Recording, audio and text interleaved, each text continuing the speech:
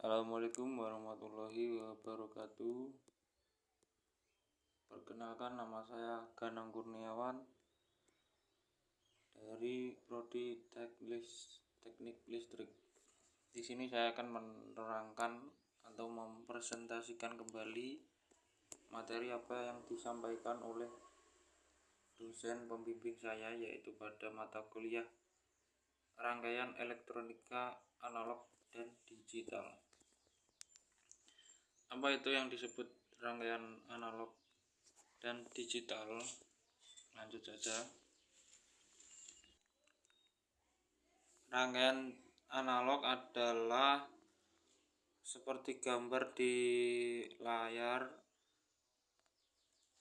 Contoh umumnya yaitu pada jam beker. Rangkaian analog masih menggunakan angka-angka yang banyak, sedangkan digital tidak menggunakan angka-angka yang banyak, cuma muncul angka dan bergantian seperti itu. Analog, pemrosesan sinyal listrik besaran fisis yang merupakan fungsi waktu, ruangan atau beberapa variabel. Jadi masih menggunakan besaran fisis atau ruangan, beberapa variabel. Digital yaitu cara pemrosesan informasi. Cara pemrosesan informasinya yaitu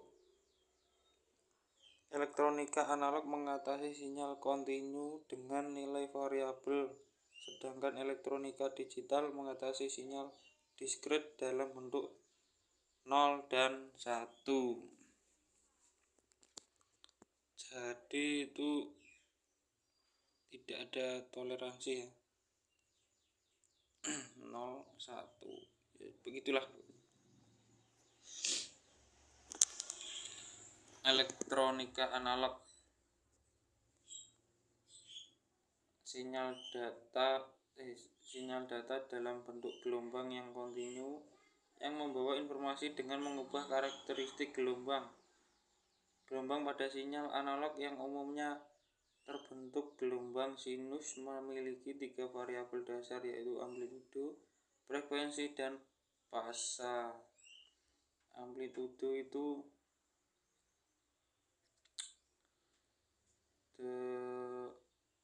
amplitudo, frekuensi, fasa. Amplitudo yaitu merupakan ukuran tinggi rendahnya tegangan dari sinyal analog seperti gambar di atas.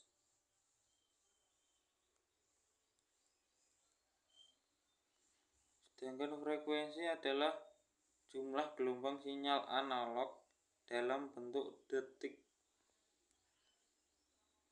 Frekuensi.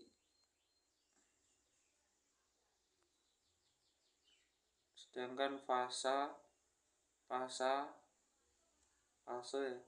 adalah besar sudut dari sinyal analog pada saat tertentu. Besar sudut sinyal analog pada saat tertentu. Fase. Lanjut.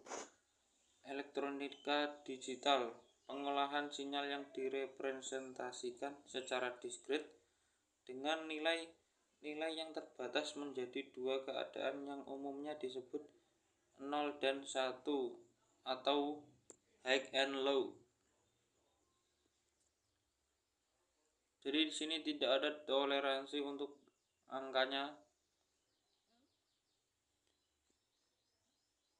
0 dan 1, yaitu yang mewakili bit atau digit biner.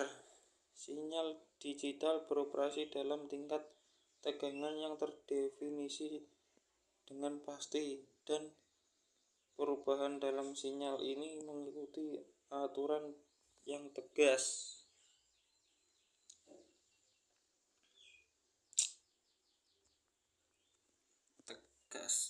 Contohnya di sini microcontroller, smartphone, dan PC.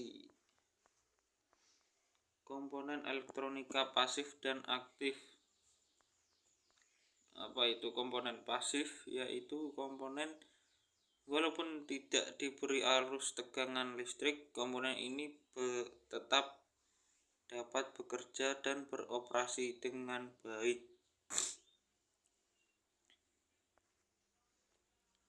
Komponen aktif adalah komponen yang dapat beroperasi jika mendapat arus atau tegangan listrik. Selanjutnya resistor. Apa itu resistor? Komponen elektronik dua saluran yang didesain untuk menahan dan mengontrol arus listrik dengan memproduksi penurunan tegangan di antara kedua salurannya sesuai dengan arus yang mengalirinya. Satuannya yaitu ohm. Fungsi resistor apa aja? Yaitu pembatas arus.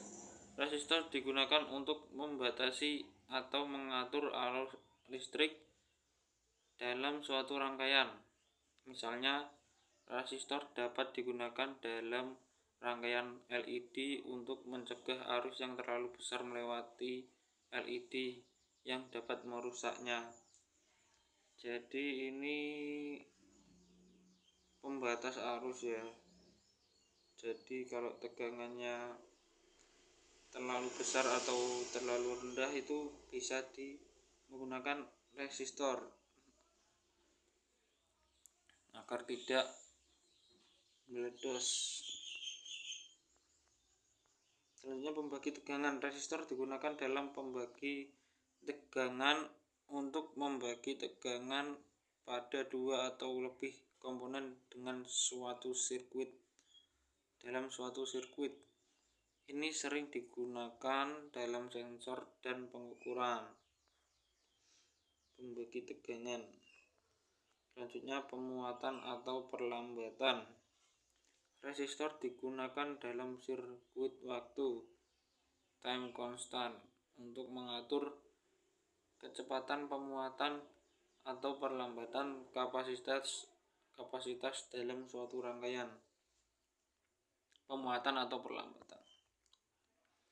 Selanjutnya pengukuran arus atau tegangan. Resistor dengan resistansi yang diketahui dapat digunakan untuk mengukur arus atau tegangan dalam suatu rangkaian melalui hukum ohm. Rumusnya yaitu V sama dengan I kali R. Kalau mau mencari R, V bagi I. Kalau mencari I, V bagi R. Begitu. Berikut kode warna dari resistor tersebut. Gelang pertama merupakan gelang angka, gelang kedua merupakan gelang angka juga, gelang ketiga merupakan kalian, gelang keempat yaitu toleransi, gelang kelima temperatur koefisien.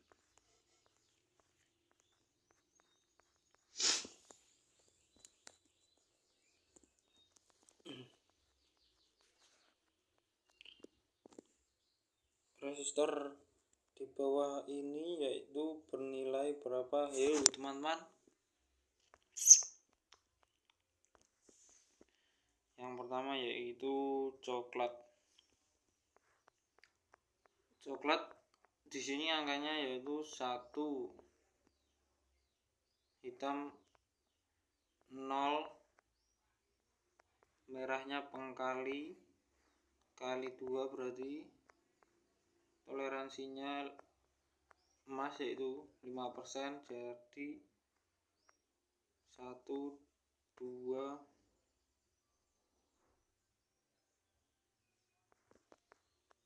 1, 0,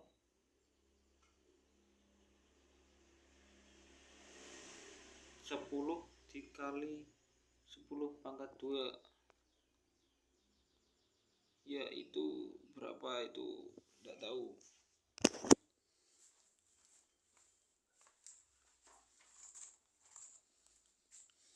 Coklat hitam merah.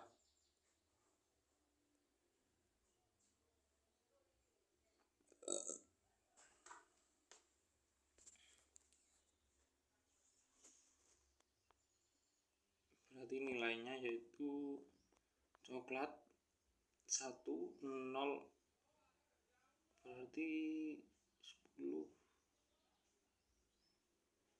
kali 10 pangkat 2, 10 kali 100.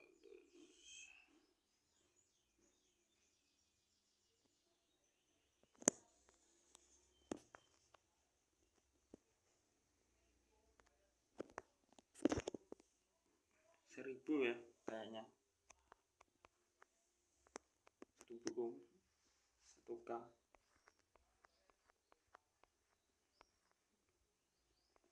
Berikut di sini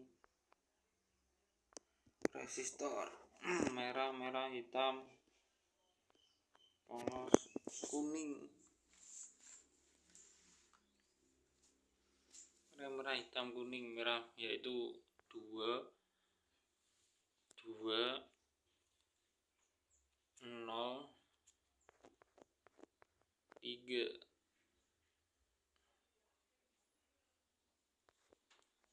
2.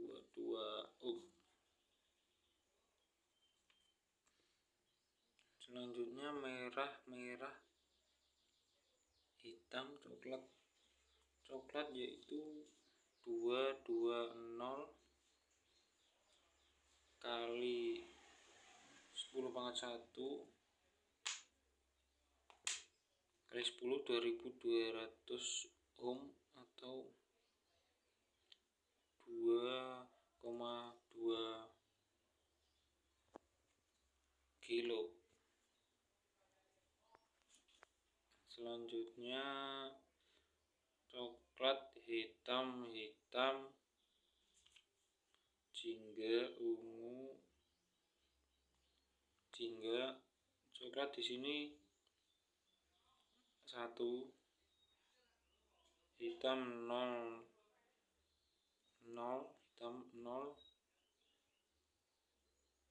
100 dikali 10 pangkat 1 yaitu 100K. Yes, begitulah.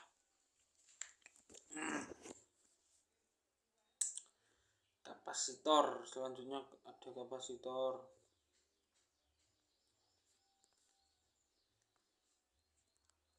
Kapasitor adalah kondensator atau kapasitor adalah suatu alat yang dapat menyimpan energi di dalam medan listrik dengan cara mengumpulkan ketidakseimbangan internal dari muatan listrik. Fungsinya menyimpan dan melepaskan muatan listrik.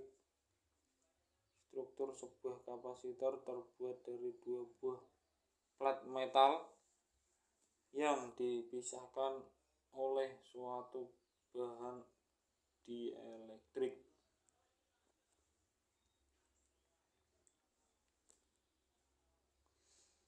Elektroda, dielektrik, elektroda. Bahan-bahan dielektrik yang umum dikenal misal udara vakum, keramik, gelas, dan lain-lain. Jika kedua ujung plat metal diberi tegangan listrik, maka muatan-muatan positif akan mengumpul pada salah satu kaki elektroda metalnya dan pada saat yang sama muatan-muatan negatif terkumpul pada ujung metal yang satu lagi. Muatan positif tidak dapat mengalir menuju ujung kutub negatif dan sebaliknya muatan negatif tidak bisa menuju ke ujung kutub positif karena terpisah oleh bahan elektrik oleh bahan dielektrik yang non konduktif. Muatan elektrik ini tersimpan selalu, tidak ada konduksi pada ujung-ujung kakinya. Kapasitansi didefinisikan sebagai kemampuan dari suatu kapasitor untuk dapat menampung muatan elektron. Rumusnya yaitu C di sini kapasitor dalam suatu farad.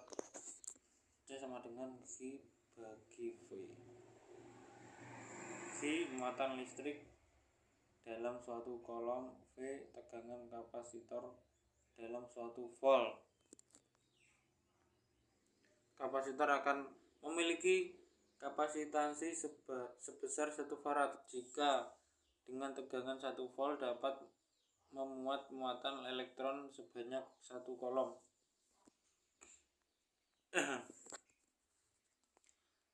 Di sini ada gambar fisik dari kapasitor.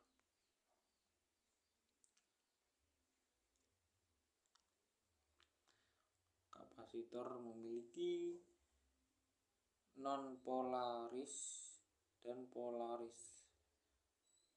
Non-polaris yaitu bisa dialiri arus listrik bolak-balik. Kalau polaris tidak bisa bolak-balik, jadi harus plus ke plus, minus ke minus.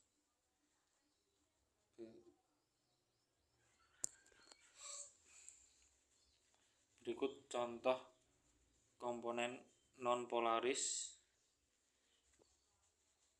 Ada 4: keramik, MKT, green cap, non polaris elektrolit. Contoh polaris yaitu seperti gambar berikut.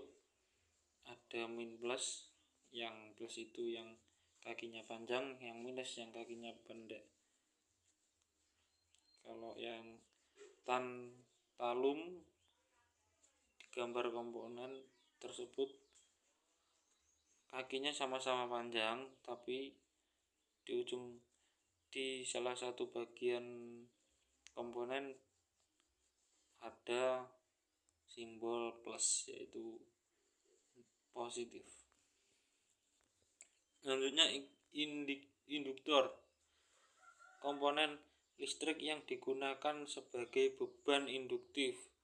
Fungsi utama dari induktor di dalam suatu rangkaian adalah untuk melawan fluktuasi arus yang melewatinya. Aplikasinya pada rangkaian DC salah satunya adalah untuk menghasilkan tegangan DC yang konstan terhadap fluktuasi beban arus pada aplikasi rangkaian AC.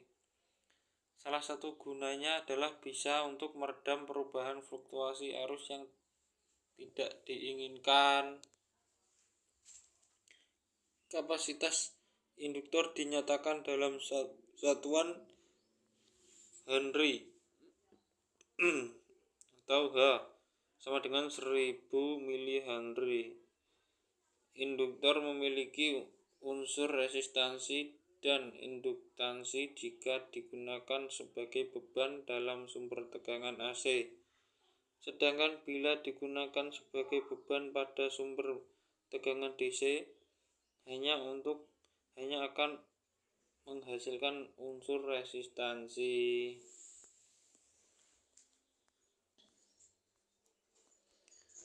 Terima kasih sudah menonton sampai akhir. Sekian dari saya. Assalamualaikum warahmatullahi wabarakatuh.